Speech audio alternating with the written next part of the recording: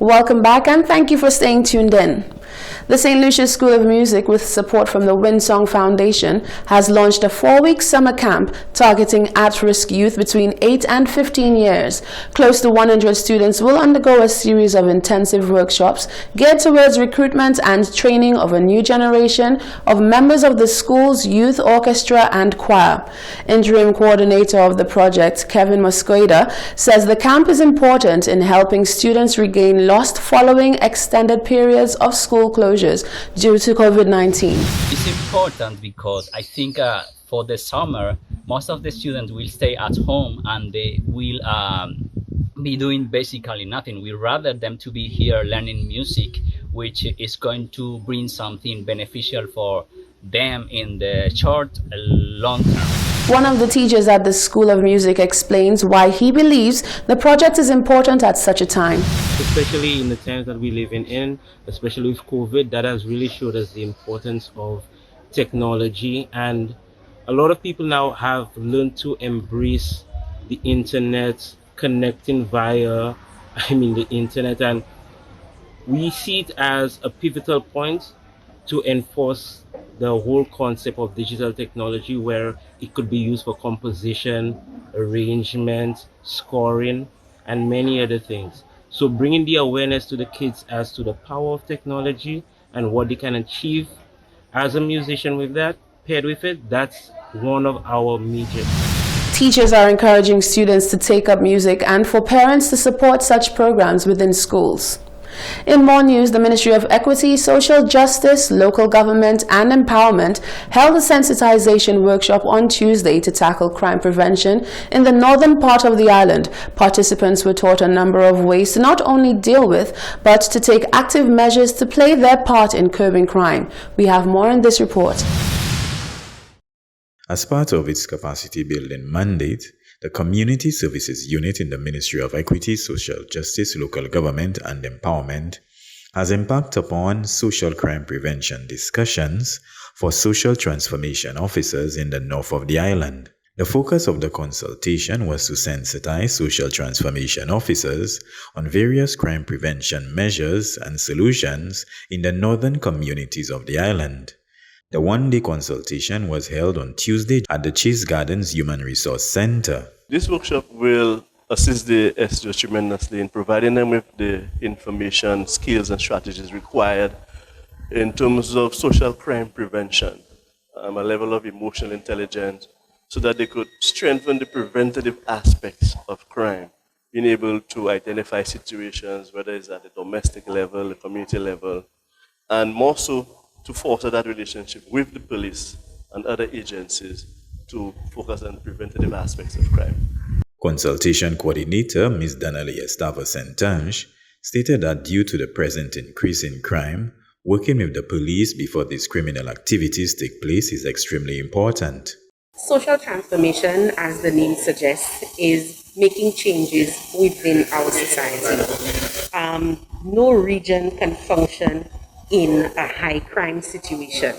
When you have situations where the community is threatened by crime or the fear of crime, it causes the citizenry, it causes the residents to react in ways that they wouldn't necessarily react in before. So working with the police in a preventative approach helps us to take care of some of the criminal elements before they become criminal elements. Social Transformation Officer for Grizzly, Mr. David Moise, stated that this initiative will help strengthen cooperation and trust between police and residents.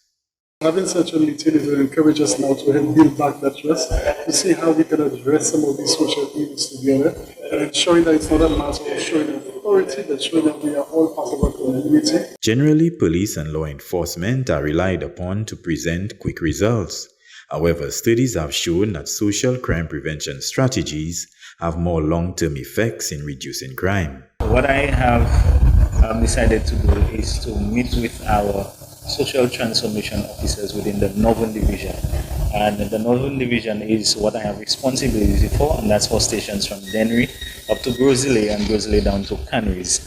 Having previously been the person in charge of Grozile, Rodney and Babono, I worked closely with Mr. Moise, who was the STO for that area, and I realized that there was so much that we were able to achieve, being able to network, being able to help form neighborhood watch groups, looking at various issues in the society, because people see police as coming to arrest you with the guns, and they just rough.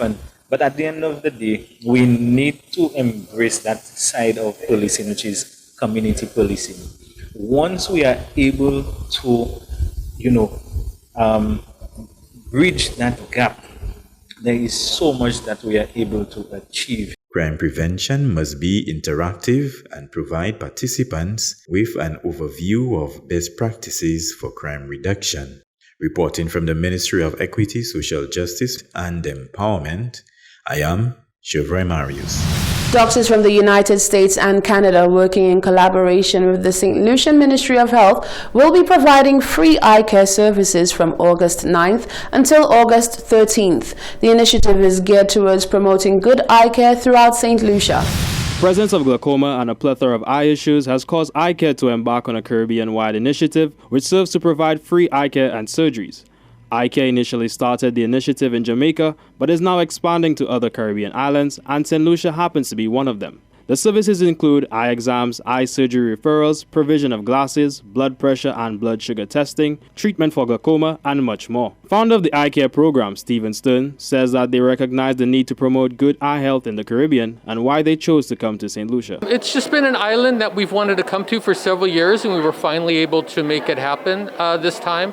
We're seeing a lot of glaucoma here. One of the great things is we're able to provide laser procedure for glaucoma and for diabetic retinopathy.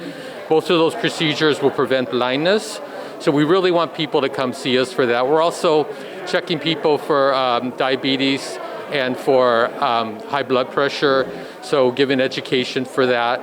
Everybody who comes to see us is going to get a pair of sunglasses. If they need reading glasses, we'll give them those, and if they need prescription glasses, they'll pick out a frame of their choosing, and we'll get those made and bring them back in the next couple months. The Sandals Foundation is the main sponsor and partner of Eye Care and have been instrumental to the success of this initiative.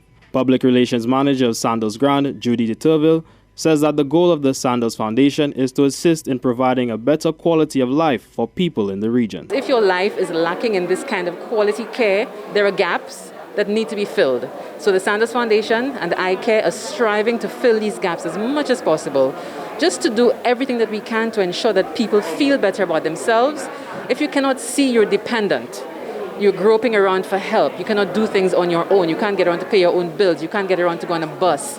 But if you have vision, it doesn't matter what it is. Anything above 20/20 obviously is what we would like to have, but we can't, all of us. So any little bit of assistance people receive, it goes a long way towards giving them a better life, and that's what we want for people. The free eye care clinic commenced on August 9th and will continue until August 13th. The clinic is open 9 a.m. to 3:30 p.m. at the Bishop Charles R.C. Primary School, formerly known as the Martian School. St. Lucians are urged to capitalize on the free eye care services. For the Hot 7 Nightly News, I am Kareem Nelson. This is the Hot 7 TV Nightly News. Stay with us, we have more.